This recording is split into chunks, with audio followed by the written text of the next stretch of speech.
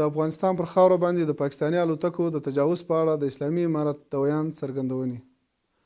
تېره شپه شاوخوا 3 بجې پاکستانیو الوتکو د پکتیکا ولایت برمل ولسوالۍ په لمنه سیمه کې او د خوست ولایت سپیرې ولسوالۍ په افغان دوبۍ سیمه کې د عامو وګړو پر کورونو باندې بمبار کړی چې په پکتیکا کې 6 تنه 3 ښځینه او 3 ماشومان په شهادت رسېدلي او 1 کور نړېدلی او په خوست ولایت کې 1 کور نړېدلی او 2 تنه ښځینه شهیدانې شوي دي.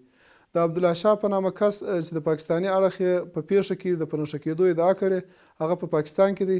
بله داسې په یاده سیمه کې په دواړو غاړو کې یو قوم اوسېږي چې ورځنی تګ او راتګ او ګڼې خپلوانې لري.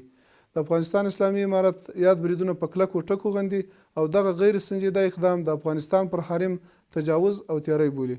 د افغانستان اسلامي امارت چې د نړۍ د زبرځواکونو پر خلاف د ازادۍ د اوږدې مبارزې تجربه لري هیڅ چاته پر خپله خاوره د تیري اجازه نه ورکوي.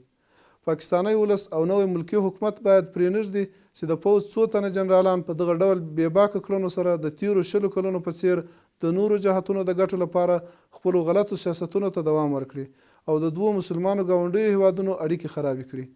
پاکستان باید په خپله خاوره کې د پیښو د نه کنټرول، ناتوانۍ او د ستونزو پړه پر افغانستان وانه چوي ځکه داسې پیښې خورا بدې پایلې لري او بیا به کابو کول د پاکستان په اختیار کې نه وي. د افغانستان اسلامي امارت هیڅ چاته اجازه نه ورکوي چې د افغانستان له خاورې څخه په استفادې د چا امنیت خراب کړي.